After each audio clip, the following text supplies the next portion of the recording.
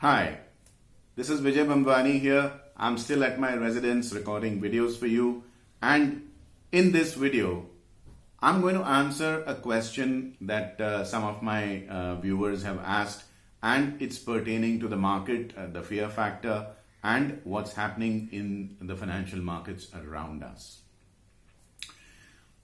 I remember recording a video on 8th of May, and in that video I gave you 3 data points: the unemployment data, which surged to an all-time high, the IIP data, and the consumption of fuels, etc. And the title of that video on 8th May was "Why I think the situation in the market is not half as bad as it seems." Unfortunately, I received some pretty sharp words from some of the viewers who basically went a little beyond the lines of decency. If accepting positive opinion based on optimistic data is going against your line of thoughts, I would suggest you stop watching this video right now.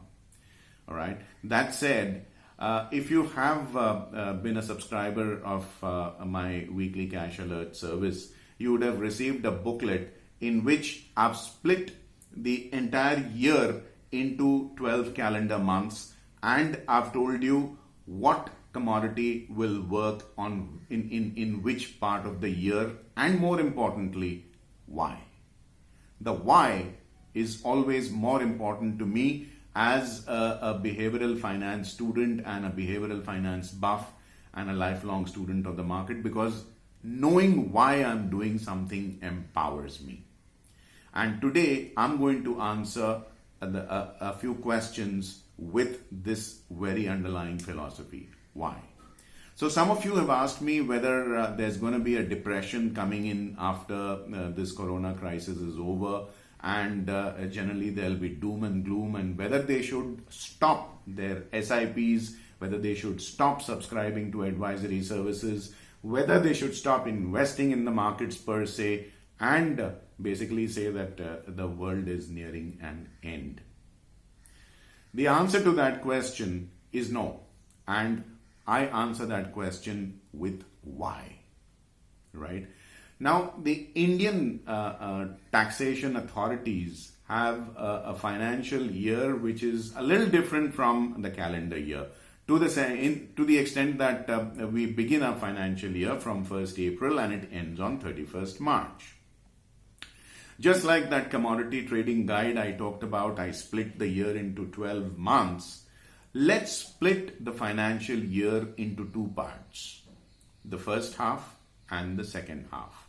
What really happens in the first half? Let's first go to the month of March. If you're anybody like me, you're a late Latif, a guy who believes in brinkmanship, does everything at the last minute. I even studied for my school and college exams a few days before the exams actually were to be held. Everything at the last minute. I prepare my IT returns at the last minute. I do my company's tax audit at the last minute. So in the month of March, people like me, and believe me, I believe there are a lot of them in India, people like me are busy reversing entries. Reversing entries would mean giving back loans that you have taken. You're basically trying to shrink the size of your balance sheet. You're basically trying to spruce up your profit and loss account and make things look good. So the month of March basically results in a lot of sucking out of the liquidity.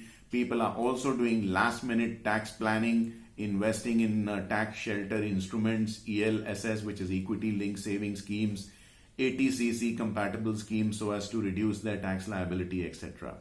So the year end in India, the financial year end in India, is typically accompanied by a lack of liquidity or a tight money supply scenario.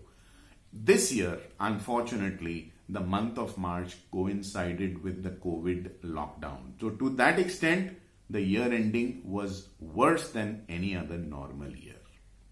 In the month of April, after the first 10 or 12 days, normalcy starts to return and liquidity starts to return in the market. Payment cycles start to basically start humming, and slowly but surely money supply comes to the market. The month of May is critical because if you have children, school or college going, you would know that this is a holiday time. Summers in India tend to be intense. We are fairly close to the equator. It's a very hot country. And in the month of May, we normally tend to take our children out of town for holidays, which means spending, which means GDP grows. This year, of course, is different, but we are talking ballpark. So in the month of May, when we take our children outdoors, out of town, we shop, we basically spend money so GDP expands a bit. And then while we guys are spending money, etc., the farmers, which is the agrarian part of the economy, which is a major component, is basically biting its nails with the anticipation of what kind of monsoons there will be this year. So the month of May and month of June is a slight compression in rural spending on personal effects because we don't know what kind of monsoon there is going to be. So by June, the farmer knows what kind of rains the gods are going to give him. And if the rains are good, believe me, he goes out there, buys seeds, he is cheerful, he plants his seeds, he is preparing for a harvest, and if the monsoon is good, a major component of the Indian economy, which depends on rural spending, starts to hum. All right.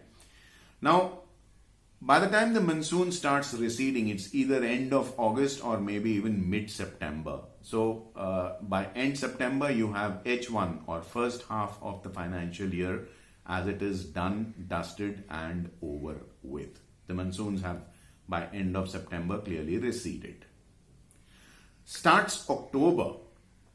If the monsoons have been good, and even if the monsoons are not good, the farmer would have received something for his harvest which he has sold, and the rural spending starts to basically start driving the economy. Now, Asians are a lot different from Caucasians or the Westerners.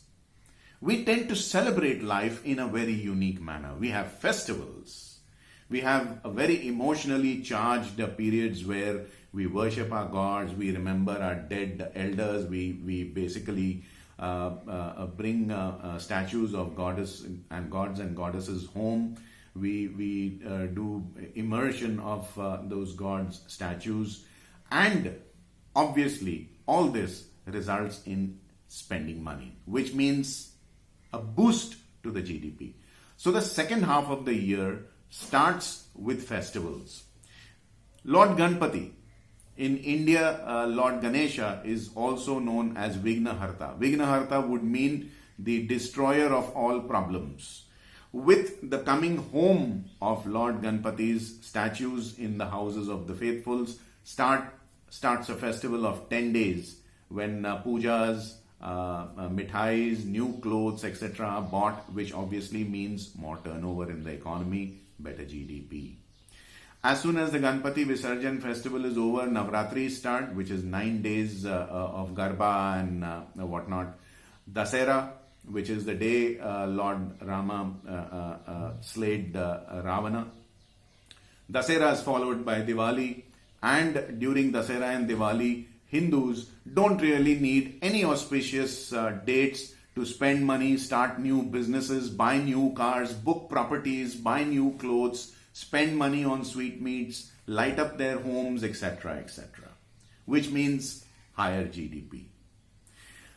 Dasera, Diwali over, we basically have Eid. Then our Christian brothers and sisters, after our Muslim brothers and sisters have had their Eid, etc., our Christian brothers and sisters have Christmas and then New Year, which is followed by Makar Sankranti, the kite festival. Then you have Mahashivratri. Then you have Holi, when we spray colors on each other. We buy sweetmeats, we spend money, we buy properties, we start new businesses, etc. So typically this process, which starts from October, triggered off by festivals, results in optimism. People are more willing to dig their hands into their pockets and spend. And spending money is always good for the economy. If you are a marketing student or know any marketing person, you would very readily be able to find out that corporate India actually raises its marketing budget in the second half. You know why? Because of festivals. Because people are willing to spend in that period.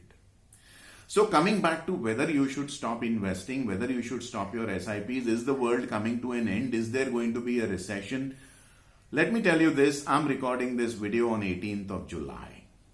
I am just 1.5 months away from the lull period or the slow period of the first half.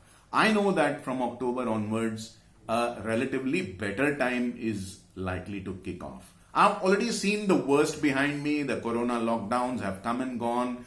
Lockdown 1, lockdown 2, now unlock 1.